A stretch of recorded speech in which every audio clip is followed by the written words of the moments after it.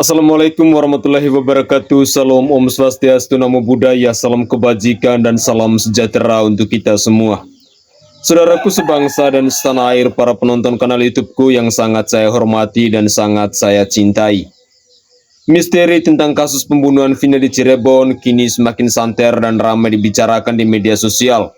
Dan yang menarik kali ini, seorang Hotman Paris Hutapea yang adalah lawyer kondang Indonesia, dia ingin mempertanyakan kepada Pak Rudi yang juga adalah salah satu oknum di mana anaknya menjadi korban dari pembunuhan keji yang dilakukan oleh geng motor ini.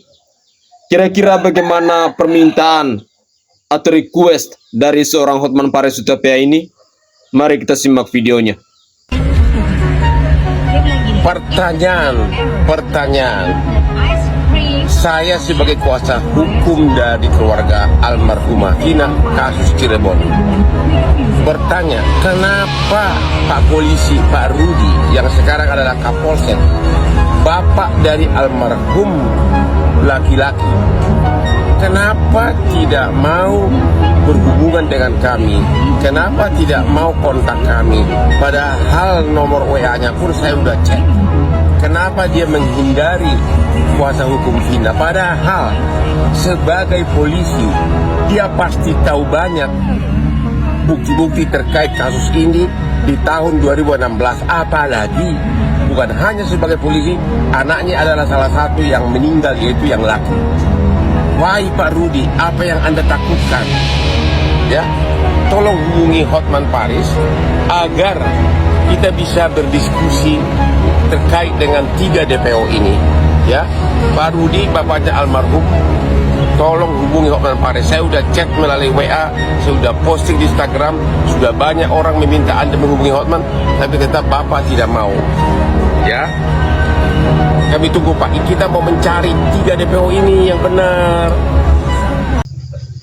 Ini adalah catatan penting untuk seorang Kapolri Listio Sigit Prabowo, bahwa Bapak lebih baik dan dengan terhormat untuk memanggil kembali Pak Rudi.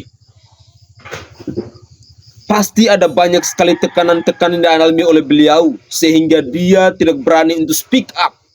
Dia tidak berani untuk berbicara, menjawab semua pertanyaan-pertanyaan seperti yang disampaikan oleh Hotman Paris Hutapea ini. Yang diperjuangkan oleh seorang Hotman Paris Hutapea adalah untuk mencari keadilan, untuk mencari kebenaran. Karena hal ini juga diinginkan oleh rakyat Indonesia. Banyak sekali netizen yang bersuara di media sosial, yang menyampaikan permintaan mereka, yang mengeluhkan permohonan mereka. Tolonglah Pak Rudi, speak up. Saya sangat yakin dan percaya bahwa jika seorang Pak Rudi dia mampu untuk memberikan klarifikasi, mampu untuk menyampaikan fakta-fakta kebenaran, saya sangat yakin dan percaya bahwa kasus tentang pembunuhan Vina Cirebon ini pasti akan terungkap. Apalagi Pak Rudi merupakan salah satu korban, di mana anak Bapak juga menjadi korban dari aksi pembunuhan keji ini. Sekali lagi Pak, dengan segala hormat, kami memohon agar Bapak bisa speak up. Bapak harus bisa berkata terus terang, bisa menyampaikan bukti-bukti, bisa memberikan fakta-fakta kepada pihak penegak hukum. Siapapun yang bertanya kepada Bapak tentang persoalan ini, Bapak harus memberikan klarifikasi agar kasus ini tidak berkepanjangan. Mari kita lanjutkan lagi. Cepat keluar spermanya karena kuburu harus gantian dengan Polda Jawa Barat. Siapa oknum yang coba menghalangi untuk mencari 3 DPO itu? Kalian masih bisa tidur nyenyak sih di rumah bertahun-tahun setelah menghilangkan 2 nyawa manusia dengan sadis dan kejinya. Bahkan sampai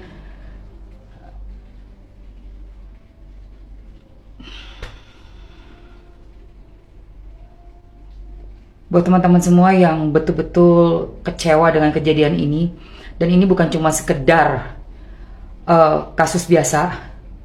Ya, karena di Indonesia ini sepertinya udah terlalu banyak kasus-kasus pembunuhan seperti ini ya. Kayak nyawa tuh kayak nggak ada artinya gitu loh. Tapi ini bukan cuma sebagai kasus yang biasa aja menurut aku. Melainkan ini tuh udah jadi kayak tamparan keras gitu loh. Hukum yang ada di Indonesia. Bagaimana cueknya oknum-oknum yang ada di kepolisian. Begitu cueknya melihat kejahatan yang betul-betul depan mata. Tapi seperti orang lumpuh yang gak bisa melakukan apapun. 2016, 2024, 8 tahun, kemana aja? Sudah jelas BAP-nya. Tadi yang Bang Hotman bacakan itu. BAP jelas sekali. Naik motor apa, siapa yang boncengan, siapa yang melakukan, 11 orang. Dalam satu geng motor. Berdebah sialan geng motor. Geng motor cat shit semuanya tuh. Dan kok bisa dilindungi gitu loh. Punya keluarga yang kriminal. Itu kok bisa melindungi keluarga kriminal. Kenapa sih emangnya? Kalau kamu punya anak kamu kriminal, masukin penjara. Biar dia belajar hidup. Supaya jadi orang bener. Kok malah dilindungin? Ngapain melindungi kriminal? Kalau saya punya anggota keluarga melakukan kriminal, tangkap. Supaya tahu diri, supaya ngerti hidup itu bukan dekingan papa mama, dekingan kakek nenek atau siapapun. Hidup itu kamu berdiri di kakimu sendiri. Kamu melakukan kejahatan, kamu sialan, habiskan masa kamu di penjara. Habiskan masa mudamu di penjara.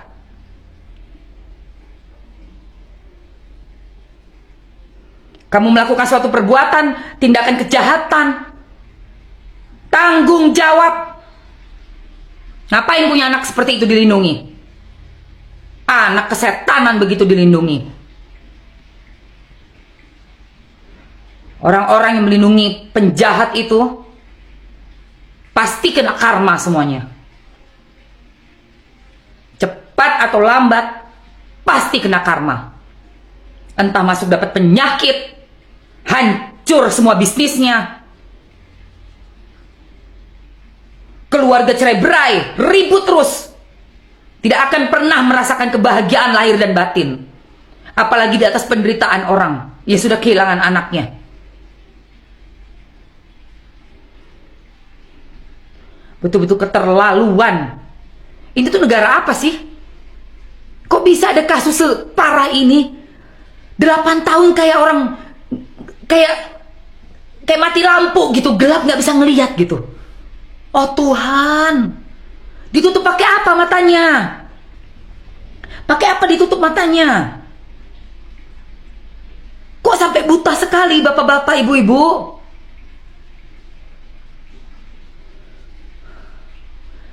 Tolong untuk pihak-pihak yang lain, pemerintah kita di Indonesia ini, Bapak Jokowi, Pak Prabowo, calon presidennya Mas Gibran, siapa lagi? Semuanya Pak Kapolri, semua deh. Please. Atensinya Pak, Bu. Kalau satu kasus seperti ini lolos, gimana yang lainnya? Terus kita harus berharap sama siapa?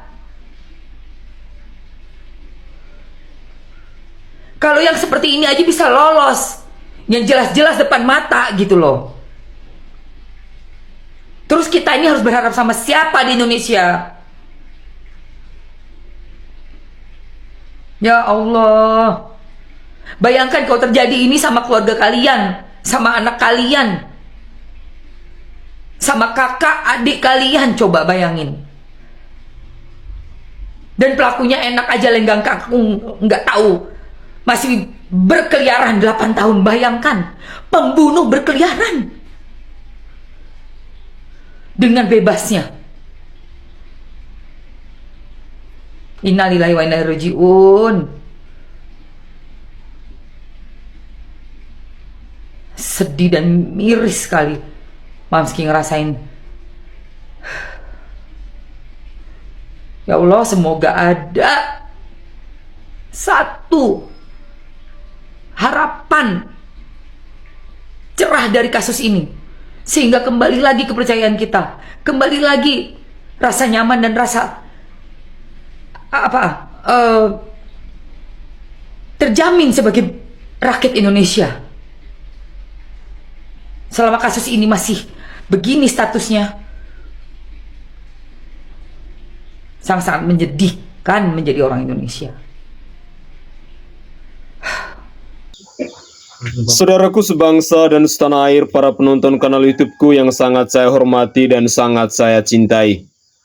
Poin pertama yang mau saya tanggapi adalah kasus tentang pembunuhan Vina Cirebon ini memang terlalu banyak dramatisasi.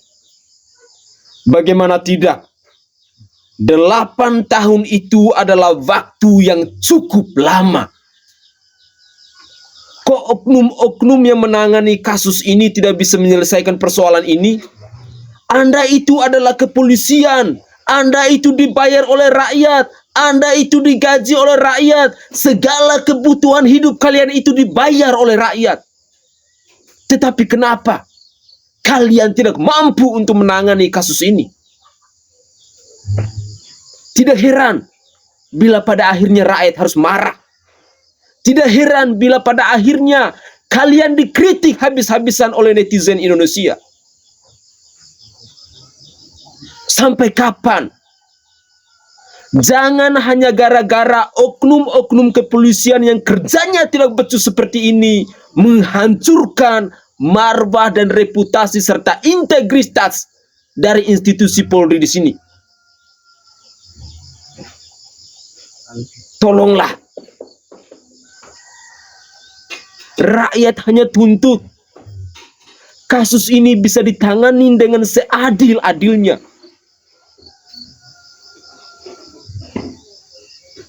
Makanya seringkali kita menyimak berita-berita, bahkan rakyat sampai melakukan hal-hal yang di luar nurul, mengecam keras dan lain sebagainya karena rakyat kecewa sebenarnya.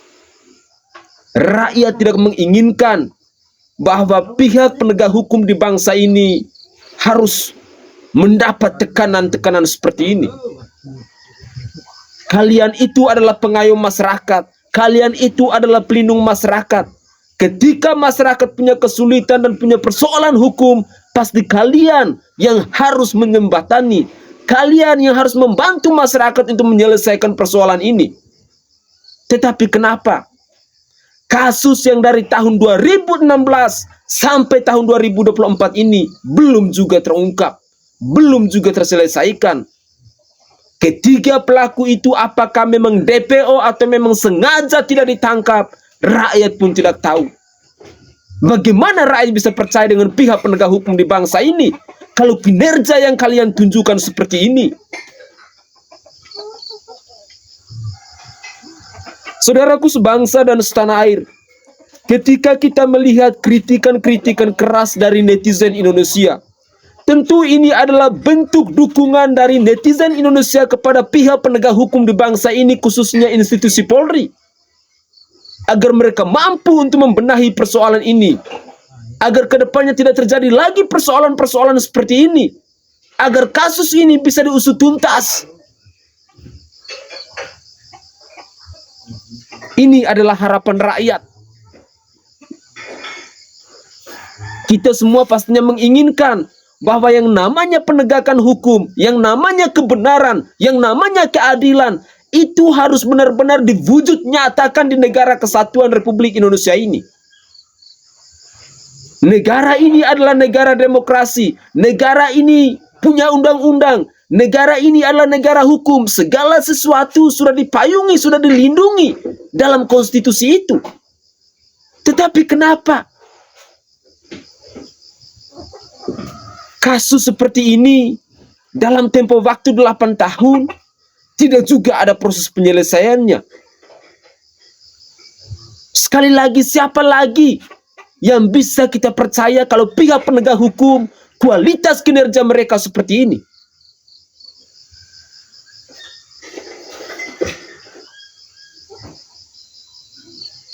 Kritikan-kritikan yang kami sampaikan ini adalah bentuk dukungan kami kepada pihak kepolisian agar kedepannya hal-hal semacam ini tidak terulang kembali.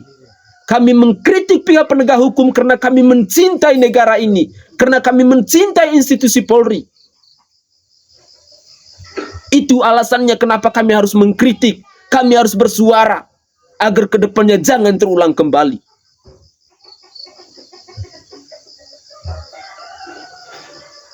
Saudaraku, mungkin itu saja komentar singkat dari saya, dan dari lubuk hati yang paling dalam saya menyampaikan permohonan maaf yang sebesar-besarnya jika ada tutur kata atau buah bahasa saya yang tidak berkenan di hati para pemirsa sekalian.